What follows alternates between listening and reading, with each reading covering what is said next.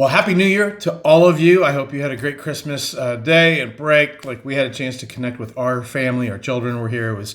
It just was a great experience. Hopefully that Christmas tree will be coming down today. But wanted to make a personal touch with you since the last time we met was December 21st. And so we move towards the first Sunday of 2026 and we move into this new year.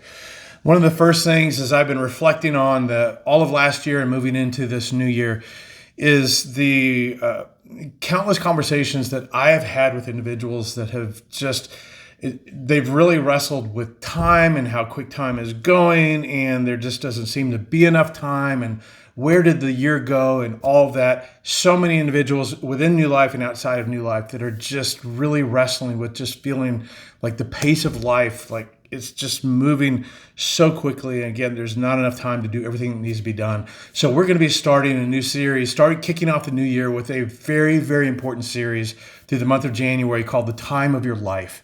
So for you, especially for those of you within New Life, I've talked to so many people that are on the verge of burnout in their personal life, in their spiritual life, all of these things. Please make it a priority, not only for you to be there, but to invite a friend to come and sit with you. This is a great invite series, but I love you, and I want to equip you and equip us together because I'm in this with you to truly have the time of your life and embrace the idea that our time is limited. And again, most of us know that, but we don't know what to do about it because everything seems to be going so quickly. And connected to that, the fact that we gather and we set up and tear down and operate as a church, there are times where we wrestle with, we want a greater impact. We want to see more of an impact. And one of the verses that came to mind over this Christmas break and this passage that's really stuck with me is out of the book of Matthew, where we're told, Matthew documents for us, Jesus, he's been going through all these towns and villages. He's been teaching in their synagogues. He has been proclaiming the good news of the kingdom. He is healing every sickness and disease. And then we're told when he saw the crowds, basically these people that they're hungry for healing and hope and knowing that there is a way to connect with God, he sees the crowds and he has compassion on them because they were harassed and helpless like sheep without a shepherd.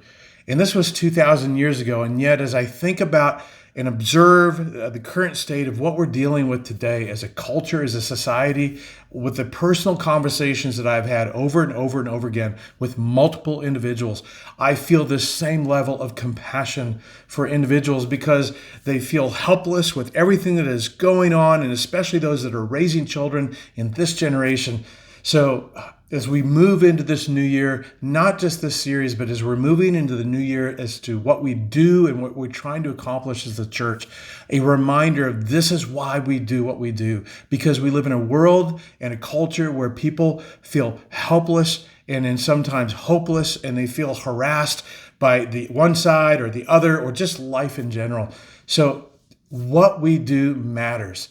And so as we move into 2026, we are engaging in conversations with other churches to add to our numbers because this passage, what Jesus ends with, is he turns to his disciples and he says, the harvest is plentiful, but the workers are few. And again, for most of us that have been part of New Life, we definitely feel that, especially for those of us that are part of Setup and Tear Down. The harvest is plentiful, but the workers are few.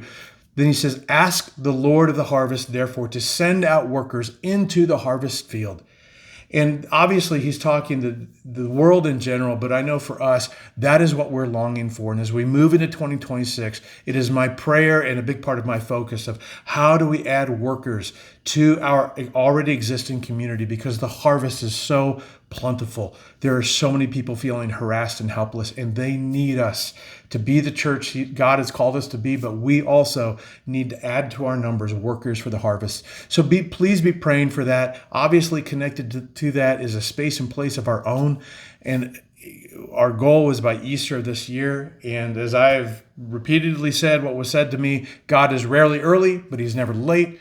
And so we continue to pray for that. We continue to press forward to that goal, but not just a space and place of our own, but adding workers for the harvest. So I'm praying for you and I'm praying for us as we move into this new year with new opportunities for ministry and outreach and growth. But for today, I'm just wishing you personally a happy new year. I hope you have a great day, and I'm looking forward to seeing you and gathering again this coming Sunday for the time of your life. I hope to see you. Have a great weekend.